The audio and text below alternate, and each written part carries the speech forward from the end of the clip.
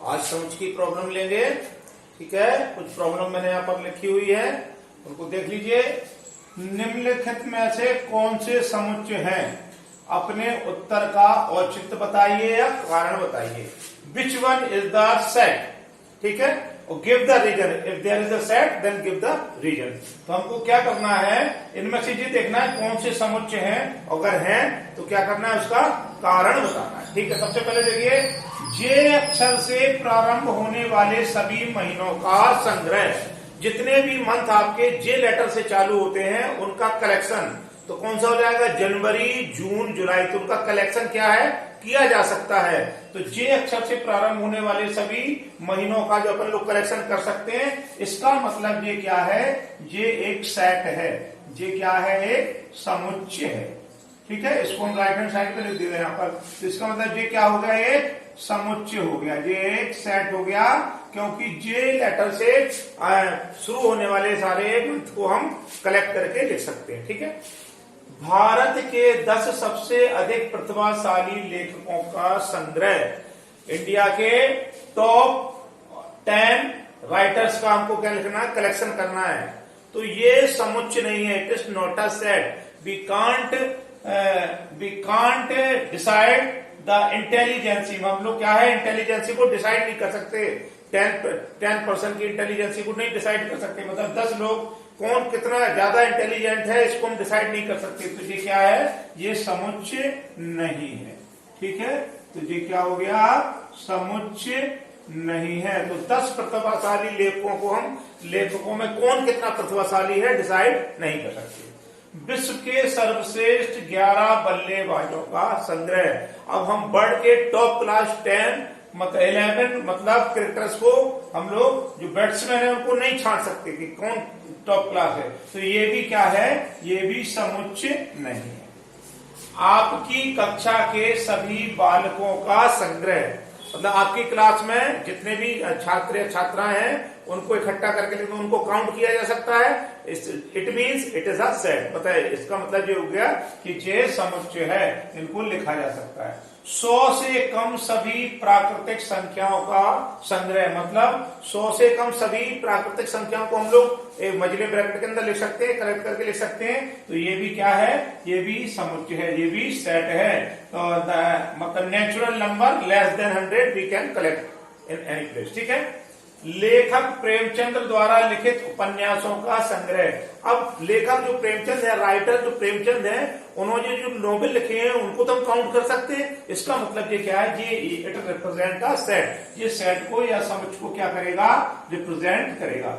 सभी सम पूर्णांकों का संग्रह। तो जितने भी सम पूर्णांक होते हैं उनको अपन लोग लिख सकते हैं, 2, 4, 6, 8 उनको अपन लोग कलेक्ट करके लिख सकते हैं। तो ये भी क्या है, सेट है। विश्व के सबसे अधिक खतरनाक जानवरों का संग्रह। Dangerous element of the world. We can't decide. हम लोग डिसाइड नहीं कर सकते कि कौन कितना खतरनाक जानवर है। तो इसका ये अपना क्या हो जाएगा, ये सेट नहीं है, ये समुच्चय नहीं है। इस अध्याय में आने वाले प्रश्नों का संग्रह। The question come in this lesson. मतलब उनको अपन काउंट कर सकते हैं कि इस लेसन में कितने क्वेश्चन हैं, इस अध्याय में कितने प्रश्न हैं। तो ये क्या रिप्रेजेंट करेगा, ये समुच्चय को रिप्रेजेंट करेगा। तो इस तरह से हमको ये डिसाइड करना था कि इसमें से विच वन इज द सेट और नॉट। समुच्चय दो समुच्चयों को रोस्टर रूप में लिखिए। ये आपका कौन सा रूप है, ये आपका जो रूप है हमको कौन सा फॉर्म में लिखना है, टेबुलर फॉर्म में लिखना है। और ये कौन सा दिया है, ये आपका दिया है, आपका नियम विधि दी है, ये गुण विधि दी है, प्रॉपर्टी मेथड दिया है। ठीक है, तो ये प्रॉपर्टी मेथड को अपन को किसको रोस्टर रूप में ट्रांसफर करना, लिखना है। तो इसको अपन लोग कैसे लिखेंगे रोस्टर विधि में, पहला देखो लिख लेंगे। पहला क्या है, पहला है आपका ए बराबर x:x एक पूर्णांक है। x क्या है, एक पूर्णांक है। और x इज ग्रेटर देन -3 और लेस देन 7। यहां देखना है x का मान 3 से आपका बड़ा है, -3 से, और 7 से क्या है, छोटा। तो सारे वैल्यू हम लोग लिख लेंगे। 3 से बड़े मान होते हैं -2 और -1। ठीक है, और फिर कॉमा 0 और x का मान कितना 7 से छोटा है। तो 1 2 3 4 5 6 ये इसका क्या हो गया, रोस्टर फॉर्म हो गया, रोस्टर रूप हो गया। ठीक है, टेबुलर फॉर्म हो गया। x एक पूर्णांक है और x इज ग्रेटर देन -3, -3 से बड़े मान जो होते हैं -2 -1 0 और x का मान 7 से कम है। तो 1 2 3 4 5 6 7 तो ये सारे रूप हमने को क्या करना था, रोस्टर रूप में लिखना था। दूसरा देखिए b बराबर क्या है, x कोलन x संख्या 6 से कम एक प्राकृतिक संख्या। मतलब जो हमको एक वर्ड लेटर लिखना है, डिजिट लिखना है, वो किससे 6 से कम लिखना है और नेचुरल नंबर लिखना है। तो 6 से कम लिख लो 1 2 3 4 5। तो ये क्या हो गया, x कोलन x संख्या 6 से कम एक प्राकृतिक संख्या। तो जो 6 से जो लेस नंबर होंगे वो क्या होंगे, नेचुरल नंबर होंगे 1 2 3 4 5। ठीक है, तो ये हमने इसको रोस्टर रूप में ऐसे लिख लेंगे। तीसरा है x कोलन x एक अभाज्य संख्या जो संख्या 60 की भाजक है। जो हमको अब c वाला ऐसे लिखना है, एक हमको अभाज्य संख्या लिखना है और जो 60 की भाजक हो जिससे 60 को डिवाइड हो जाए। तो पहले अपन लोग अभाज्य संख्या लिख लेंगे। अभाज्य संख्या वो होती है जिसमें खुद से क्या होता है, डिवीजन होता है। ठीक है, खुद से डिवाइड होता है। तो 2 3 5 7 9 11 11। तो हमको ऐसी नंबर लिखना है जिसमें जो 60 को डिवाइडेड कर दे। तो 2 से 7 60 डिवाइडेड हो जाएगा, 3 से 60 डिवाइडेड हो जाएगा, 5 से 60 डिवाइड, 7 9 11 किसी से भी डिवाइड नहीं होगा। तो हमने ये संख्या लिखी। तो x एक अभाज्य संख्या जो संख्या 60 की भाजक है। तो ये आपको क्या है, 60 को डिवाइड कर देंगे। डी पार्ट देखिए, डी पार्ट है आपका, डी पार्ट है ट्रिग्नोमेट्री शब्द के सभी अक्षरों का समझ। जो ट्रिग्नोमेट्री वर्ड है इसके सभी लेटर्स का हमको सेट बनाना है। तो कैसे बनाना है इसके सभी लेटर्स का, इसमें कौन कौन से लेटर हैं, टी है, comma R, comma I, comma G, comma O, comma N, और दोबारा आ गया सेट के अंदर कोई भी लेटर को रिपीट नहीं करते हैं। ठीक है, तो वो नहीं लिखेंगे एम ई,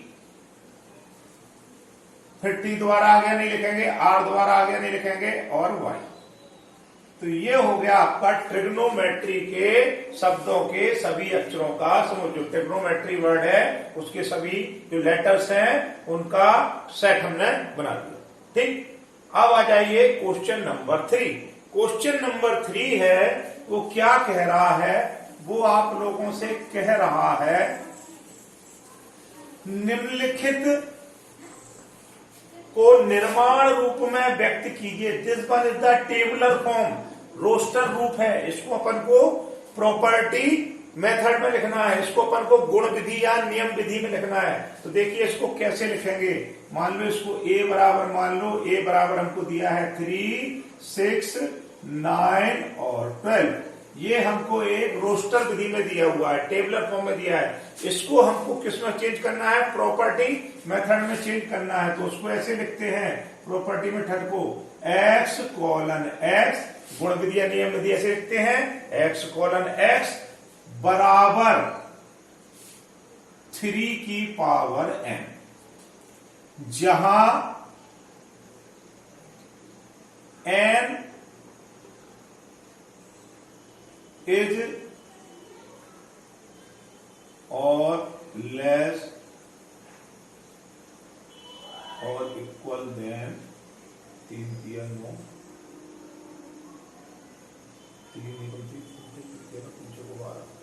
x का मान x इक्वल टू 3n कर लो, जहां n इज इक्वल टू 1 2 3 4, या इसको ऐसे भी लिख सकते हैं n इज ग्रेटर और इक्वल देन 1 और लेस और इक्वल देन 4। अब देखो इसको हमने लिख लिया है प्रॉपर्टी फॉर्म में। x is equal to 3n, x की वैल्यू कितने किसके बराबर 3n के। अगर हम n और n हमको क्या रिप्रेजेंट करता है, n इज ग्रेटर देन और इक्वल देन 1, n का मान 1 है, अगर हम 1 रख दें तो 3 बन जाए, 3 आ जाएगा। फिर n का मान 1 से ज्यादा है तो 2 रख दें तो 2 तिया 6 आ जाएगा। फिर n की जगह यहाँ पर 3 रख दें तो 3 तिया 9 आ जाएगा। फिर n की जगह हम 4 रख दें तो 4 तिया 12 आ जाएगा। और n का मान 4 के बराबर भी है और 4 से कम है। तो इस तरह से इसको हम लोग क्या करेंगे, इसको अपन लोग टेबुलर फॉर्म में लिख देंगे या नियम विधि में लिख देंगे। एक और लिख रहे हैं उसको देख लीजिए, ठीक है। अब जैसे कि दूसरा पार्ट है इसका, सेकंड पार्ट को कैसे लिखेंगे, बी पार्ट, इसको अपन लोग बी बराबर मान लो, बी बराबर हमको दिया है 2, 4, 8, 16 और 32। अब इसको अपन लोग नियम विधि या गुण विधि में कैसे लिखेंगे, x कोलन x, ठीक है, बराबर 2 की पावर n, जहां n एक प्राकृतिक संख्या और n इज ग्रेटर और इक्वल देन 1 और लेस और इक्वल देन कितने 2, 2, 4, 2, 8, 2, 16, 2, लेस और इक्वल देन 5। देख लीजिए जरा, इसको बना के देख लीजिए। n की जगह जो हमने x बराबर 2n लिया है, x बराबर 2 की पावर n, n का मान 1 के बराबर है तो जरा 1 रख दीजिए तो 2 की पावर 1 इज इक्वल टू 2। फिर n का मान 1 से बड़ा है, 1 से बड़ा कितना मान हो जाएगा 2, तो x बराबर 2 की पावर 2 कितना आ जाएगा 4, ठीक है। फिर और उससे बड़ा मान रख दिए x बराबर 2n, अब हम क्या रख देंगे 3, तो ये हो जाएगा 2 की पावर 3, तो 2 दूनी 4 दूनी 8। तो देखो ये नंबर आते चले जा, फिर आते चले जा रहे हैं। फिर x का मान 5 के बराबर है, अगर हम यहाँ पर 2 की जगह 5, n की जगह 5 रखते हैं तो 2 दूनी 4 दूनी 8 दूनी 16 दूनी 32, तो लास्ट लेटर आ जाएगा, ठीक है। तो n का मान 1 के बराबर है, 1 से बड़ा है, और 5 के बराबर है, 5 से छोटा है। तो हम इसको इस तरह से ऐसे लिखेंगे तो हमको ये मिल जाएगा। तो ये हमारा रोस्टर विधि है। ये आपकी कौन सी विधि हो गई, नियम विधि। दोनों एक ही चीज को रिप्रेजेंट कर रहे हैं। तीसरा देख लो, तीसरा आप लोग अपने आप भी बना लोगे। तीसरा है आपका, ये p बराबर कर दो इसको। तीसरा c बराबर मान लो 5, 25, 125, 625। इसको फिर से लिख लो, c बराबर आसान है, x colon x is equal to 5 की पावर n, जहां n एक प्राकृतिक संख्या है और n किसके बराबर है, n is greater equal than 1 और लेस और इक्वल देन 4। 2 दूनी 4, 5 25, 125, 5 625। अब आप n बराबर 1 रखो, 1 रखा तो 5 आ गया। फिर n बराबर 2 रखो तो 25 आ गया, n बराबर 3 रखो तो 125 आ गया, और n बराबर हम 4 रख देंगे यहाँ पर तो आ जाएगा 625। तो इसको हम लोग इस तरह से नियम विधि से लिख सकते हैं, ठीक है बच्चों। आप लोग को समझना है। तो ये मैंने आपको आज तीनों क्वेश्चन लिए, आगे के मैं और बताता हूं।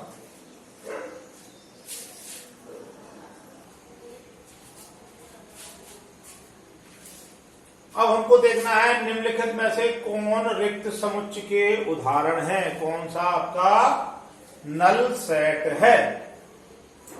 2 से भाज्य विषम संख्याओं का समुच्चय। हमको ऐसी संख्या विषम संख्याओं का समुच्चय लिखना है जिसमें 2 से डिवाइड हो जाए। तो जरा विषम संख्याएं कौन कौन सी होती, 1, 3, 5, 7 और 9, ऐसे हम लोग लिखते चले जाएंगे, ठीक है। तो ये हो गया ऑड नंबर का क्या हो गया, सेट हो गया। तो इस ऑड नंबर के सेट में विषम संख्या को समझ में 2 से क्या डिवाइड कर सकते हैं, नहीं कर सकते। कोई भी ऐसा नंबर है जो 2 से डिवाइड हो, इसका मतलब ये है नहीं कर सकते हैं। तो ये वाला अपना कौन सा समुच्चय है, ये अपना रिक्त समुच्चय।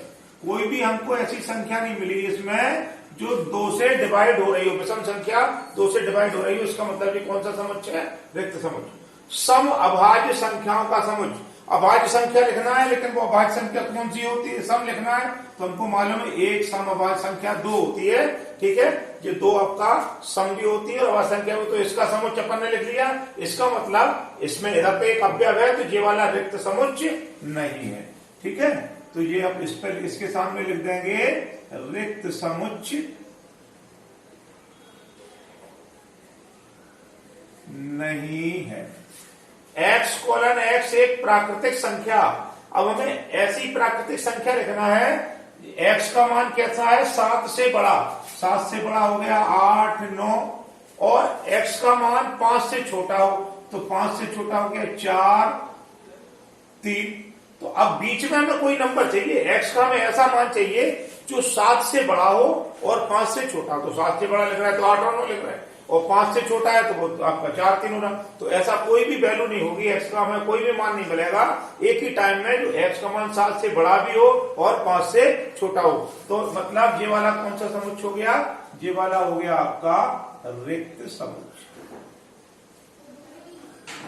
आप हमारी बात समझ रहे हैं ना कि x का हमें ऐसी मान चाहिए था, ऐसा सेट बनाना था कि वो वाला मान 7 से बड़ा हो 5 से छोटा हो, तो पॉसिबल नहीं है। तो इसका मतलब ये रिक्त समुच्चय आपका है, ठीक है, कोई भी नहीं है, जहां पर कोई भी हमको एलिमेंट नहीं मिलेगा।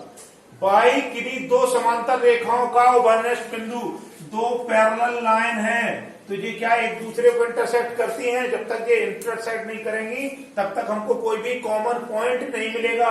तो इसका मतलब ये भी कैसा समुच्चय है, ये भी आपका रिक्त समुच्चय है।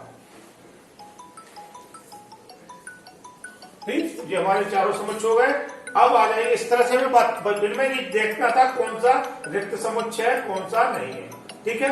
निम्नलिखित में से कौन परिमित है और कौन अपरिमित है, कौन सा फाइनाइट सेट है कौन सा इनफाइनाइट सेट है। देख लो, परिमित समुच्चय होता था